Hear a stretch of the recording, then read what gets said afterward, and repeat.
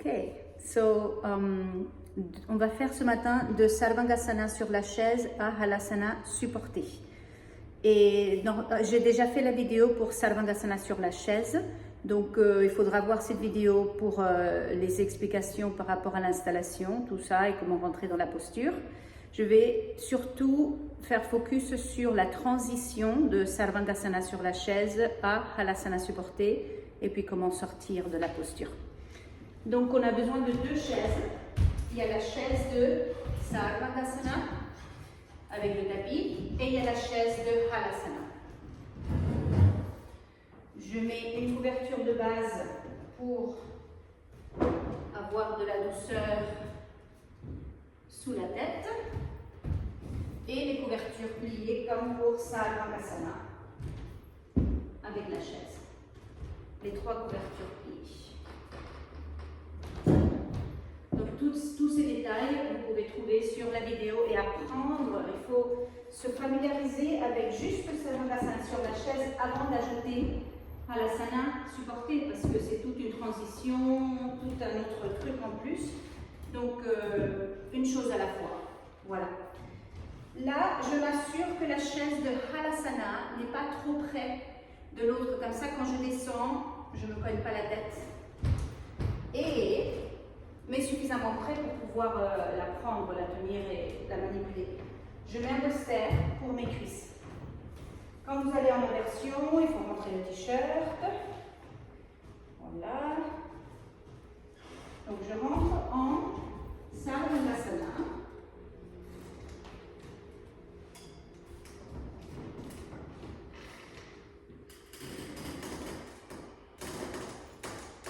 Si vous avez un chignon ou quelque chose, il faut l'enlever.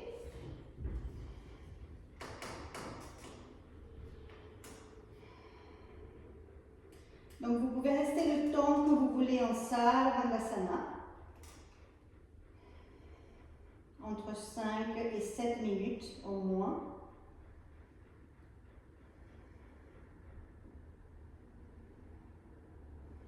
Et puis il y a toute la série, toutes les positions différentes pour les jambes, toute la séquence que vous pouvez voir dans la vidéo de Sarvangasana avec la chaise, pour faire la transition. Donc, genoux pliés, pieds sur le dossier de la chaise, juste regardez avant de faire, s'il vous plaît. Et assurez-vous que votre chaise de Sarvangasana ne va pas s'échapper. Parce que sinon, il faut crocheter les orteils pour prendre le dossier de la chaise. Vous pouvez crocheter les orteils autour, de l'autre côté du dossier de la chaise pour tenir la chaise en place. Si elle est bien stable, simplement vous posez les pieds sur le dossier. Maintenant, je rapproche la chaise de Halasana. Et si la couverture qui est de base, la couverture de base est un peu large, il faut penser à la plier un petit peu pour pouvoir glisser la chaise de Halasana et que la couverture qui est sous la tête soit un petit peu pliée et rentre entre les pieds de la chaise. Et ne pas la rapprocher au maximum au début parce qu'il va falloir passer les jambes à travers le dossier. Une fois que vous l'avez rapproché un peu, vous tenez la chaise de Sarvangasana. Vous pouvez prendre le temps pour bien allonger la nuque, bien rouler les épaules, toutes ces petites choses qui peuvent être bien. Et après, en prenant la chaise de Sarvangasana, vous transitionnez donc une jambe vers la chaise de Halasana, vous étirez la jambe et puis l'autre jambe suit. À un moment donné, le bassin se décolle de la chaise de Sarvangasana. Donc vous n'êtes plus sur la chaise de Sarvangasana, vous êtes maintenant sur la chaise de Halasana. Une fois que c'est le cas, vous ne touchez plus à la chaise de Sarvangasana, vous vous occupez seulement de la chaise de Halasana. Vous l'attirez vers vous et vous marchez les jambes à travers le dossier pour poser les cuisses sur le bolster. Donc la chaise, elle se rapproche beaucoup, les pieds de la chaise quasi contre les couvertures qui sont sous les épaules. Roulez la partie frontale des cuisses vers l'intérieur pour que l'arrière des cuisses s'élargisse. Si possible, c'est les cuisses qui sont supportées et les genoux sont libres, si possible. Si le cou vous le permet. Si le cou ne vous permet pas, votre bassin sera plutôt en arrière. Ça peut être plus facile pour le cou. Mais si votre cou a la flexibilité nécessaire, vous pouvez marcher les jambes à travers la chaise de plus en plus et avoir les genoux libres. Et puis, vous pouvez mettre les pouces à l'intérieur des plis des couvertures, la couverture du haut, pour rouler sur la tête des épaules le plus. Et si nécessaire, vous servez les mains pour allonger la nuque. Et puis vous relâchez les bras au-dessus de la tête. En français, on pourrait dire chandelier, la position de chandelier. Les jambes sont à peu près, les bras sont à peu près à 90 degrés. Les coudes à peu près à la hauteur des épaules, le dos des mains détendu. En sanskrit, on appelle ça la position Ashtavakasana. Ashta de Ashtanga Yoga. Ashta c'est 8. Vakra c'est tordu, 8 tordures. Il y avait un sage Ashtavakra qui était tordu à 8 endroits. Donc voilà, ça s'appelle Ashtavakasana. Et là, avec les bras en Ashtavakasana, les bras sont absolument détendus. Le dos se repose. Vous essayez pas d'étirer le dos vers le haut. Les cuisses sont bien supportées. Vous êtes porté en fait par les cuisses et bien entendu les épaules aussi. Assurez-vous que vous avez suffisamment de hauteur sous les cuisses. Pas trop haut non plus pour que les jambes ne soient pas montantes. Les pieds ne devraient pas être plus hauts que le bassin. Même si les pieds sont un peu plus bas que le bassin, c'est pas mal parce que ça crée un petit peu de traction pour le bas du dos, ou les jambes parallèles au sol à peu près. Mais si les pieds montent beaucoup plus haut que le bassin, c'est parce que c'est trop haut pour vous. Et aussi peut-être parce que les ischio-jambiers sont raides, les muscles fessiers sont raides. Donc à voir quelle est la bonne hauteur pour vous. Et des fois, quand on fait Halasana avec la chaise, on veut plus de hauteur sous les épaules. Si c'est trop intense pour le cou, vous restez moins longtemps et vous travaillez la posture comme ça, petit à petit. Mais sinon, vous ajoutez plus de hauteur pour être plus à l'aise. Laissez que l'arrière du cou coule en direction de l'occiput, en direction de la base du crâne. Et la peau du front se détend de la racine des cheveux en direction du nez. La tête, en fait, elle s'enroule vers la poitrine. Et au début, on peut sentir qu'on ne peut pas vraiment respirer, on s'étouffe, c'est parce qu'on n'est pas habitué.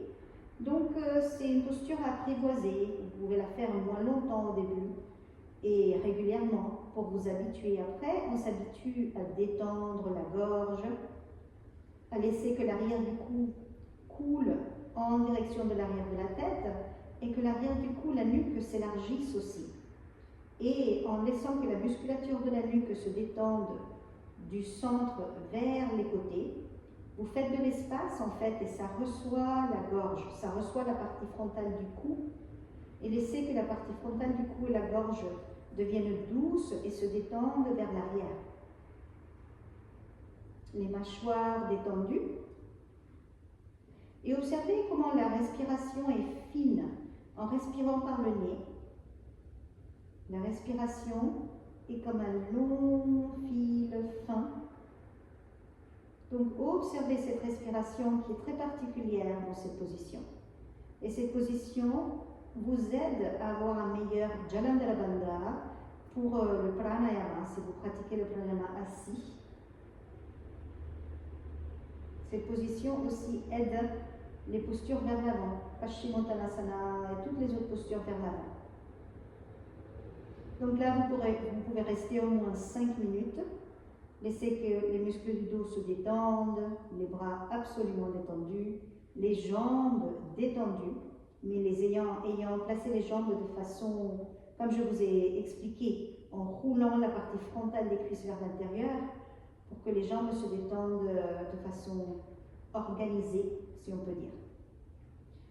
Et vous pouvez même fermer les yeux dans cette position. Maintenant, pour sortir de la posture, vous ouvrez les yeux, le regard silencieux, laissez que les yeux restent détendus vers l'arrière de la tête et prenez la chaise de Halasana dans vos mains et pour éloigner la chaise de vous, il faut comme marcher les jambes. Donc c'est important que vous voyez toute la vidéo avant de faire, comme je vous ai dit au tout début, parce que si, là c'est ne pas tourner la tête en fait. Vous levez une jambe un peu, vous poussez la chaise de ce côté-là. Vous levez l'autre jambe un peu, vous poussez la chaise de ce côté-là. Donc vous marchez, hein, vous levez une jambe à la fois pour pousser chaque côté de la chaise. Et quand vous sentez que vous allez pouvoir libérer les talons par rapport au dossier de la chaise, maintenant vous tenez la chaise de Sarvabhasana. Donc une fois que vous sentez que les pieds vont être libres de sortir, vous tenez la chaise de Sarvabhasana, vous sortez les jambes un petit peu plus et puis vous posez le bassin, vous tenez la chaise de Sarvabhasana très près de vous et vous ramenez une jambe vers le dossier de la chaise de Sarvabhasana et l'autre jambe. Et là, vous pouvez rentrer les bras à nouveau juste un moment, ouvrir la poitrine,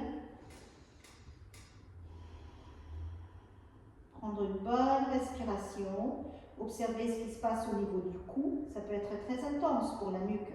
Donc c'est quelque chose qu'on apprivoise petit à petit. On n'exagère pas la première fois, les premières au moins 10 fois, doucement, pour que le corps s'habitue à cet étirement, cette ouverture.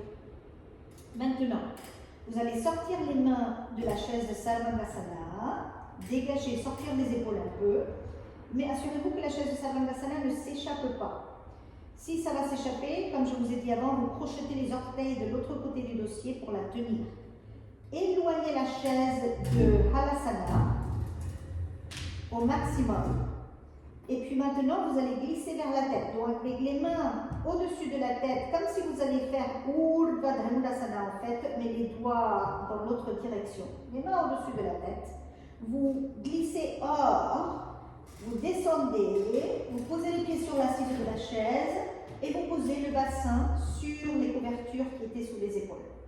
De la même façon que vous sortez de Sarvabhasana normal, vous voyez. Donc ça, vous l'avez déjà appris en Sarvabhasana normal. Vous vous posez et vous prenez le temps dont vous avez besoin pour vous détendre. Les yeux ouverts, mais le regard absolument silencieux. La nuque longue. Surtout après avoir reculé, c'est important d'utiliser les mains pour allonger la nuque. Et puis, comme je vous ai enseigné dans la vidéo de Sarvabhasana, vous allez enlever une couverture à la fois, doucement, pour que la transition soit en douceur. Et une fois que vous êtes sur une seule couverture et que le dos est prêt, il faut que le corps soit prêt. Vous roulez sur le côté sans lever la tête, s'il vous plaît. Et puis, en laissant que la tête pende, quand vous êtes prêt, sans être pressé, si vous avez besoin de plus de temps, vous prenez davantage de temps, vous servez les mains pour revenir. Et puis, on va faire Swastikasana vers l'avant, ce qui peut être très agréable après avoir fait sa Halasana supportée. Donc, vous asseyez sur les couvertures qui étaient sous vos fesses. Vous asseyez sur les couvertures qui étaient sous vos épaules, je veux dire. Maintenant, elles vont être sous les fesses, mais avant, elles étaient sous les épaules. Si vous avez besoin de plus hauteur, pliez les couvertures davantage, ajoutez, voyez. Vous ajustez par rapport à ce dont vous avez besoin. Et puis, vous avez le bolster sur la chaise et vous menez vers l'avant et vous posez le front. Swastikasana vers l'avant. Si vous avez un problème de genou et que ça ne se passe pas bien, là, de cheville, vous pouvez faire les jambes écartées. Ayez suffisamment de hauteur sous le front, si le bolster n'est pas assez ajouté, ou bien vous levez le bolster. Ça, c'est une autre possibilité en fait. Des fois, on peut lever le bolster pour que ça soit plus haut. C'est important que la posture vers l'avant vienne du pli au niveau de l'aine. Donc, observez que votre dos soit long et que ce ne soit pas la colonne vertébrale qui se plie, c'est les hanches et l'aine. Et quand vous avez pris quelques respirations là, vous pouvez changer le croisement des jambes, changer le croisement des bras. Si vous aviez vos jambes étirées, ben, vous ne changez pas le croisement de jambes parce que c'était étiré. Vous pouvez simplement changer le croisement des bras. Mais sentez qu'il y a une ligne, une courbe régulière et harmonieuse entre la couronne de la tête et le coccyx. et que ça ne casse pas quelque part. Ça, c'est très important de se rendre compte de ça. Et puis, quand vous êtes prête, vous revenez. Voilà la transition de Sarvangasana avec la chaise en Halasana supporté. Et Halasana supporté, on peut le faire aussi de Sarvangasana indépendant au centre de la salle, un Sarvangasana classique. Et à un moment donné, je ferai une vidéo pour cela. Bonne pratique.